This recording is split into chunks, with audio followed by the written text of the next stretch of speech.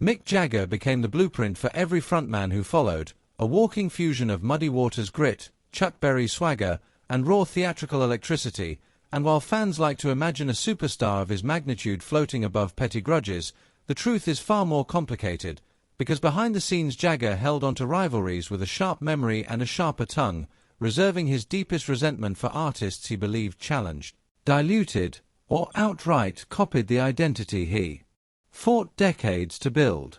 At the top of that list was Steven Tyler, a man who accidentally became Jagger's shadow, and while the public saw their similarities as flattering or amusing, Mick saw something far more irritating, especially in the mid-70s when Aerosmith exploded and journalists relentlessly asked whether Tyler reminded him of himself, a question that reportedly made Mick bristle as he muttered that Tyler wasn't inspired by him but auditioning to replace him. That tension boiled over in 1976 at a New York industry party when Tyler approached Mick with friendly enthusiasm only to be met with a cold stare and the cutting accusation that he wasn't inspired but copying, a moment witnesses say froze the room, and from then on every hip sway, scream, and scarf-draped microphone stand only deepened Mick's irritation, culminating in his infamous remark while watching Aerosmith on television that Tyler was him put through a photocopier. The resentment never softened, even during Aerosmith's 80s comeback, which Mick dismissed as old tricks in new packaging, leaving no reconciliation, no warmth, only quiet contempt.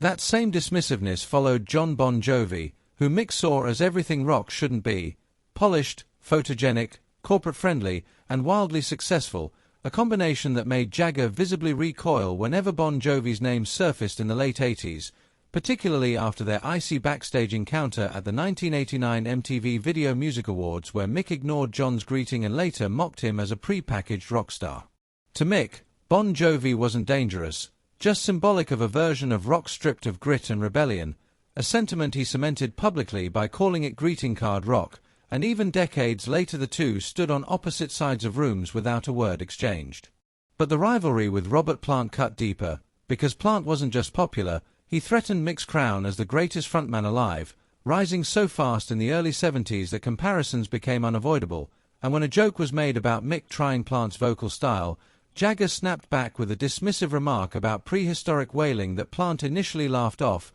unaware of how real the irritation was. As Led Zeppelin shattered records and headlines questioned whether Plant had dethroned Jagger, Mick responded with thinly veiled jabs, dismissing crowd size as volume over quality, a wound that never fully healed despite polite nods years later.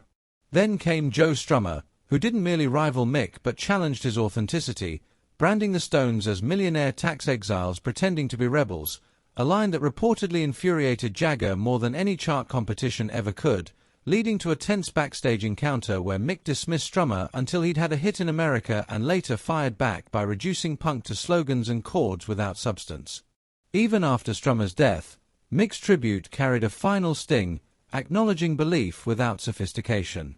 Finally, the most modern target of Jagger's disdain emerged in Chad Kroeger, who symbolized everything Mick believed was killing rock itself, from overproduction to formulaic songwriting, a resentment that surfaced bluntly at a 2006 festival when Mick declared Nickelback existed in an entirely different universe, and intensified when Kroeger cited the Stones as an influence, prompting Mick to scoff at the idea and later publicly label bands like that not just bland, but harmful to the spirit of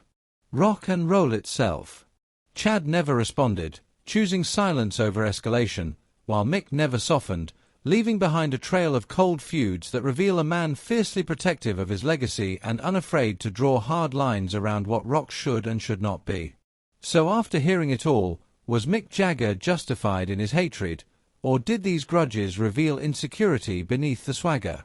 Let me know where you stand, and before you go, like, subscribe, and turn on notifications so you never miss another story rock legends would rather keep buried.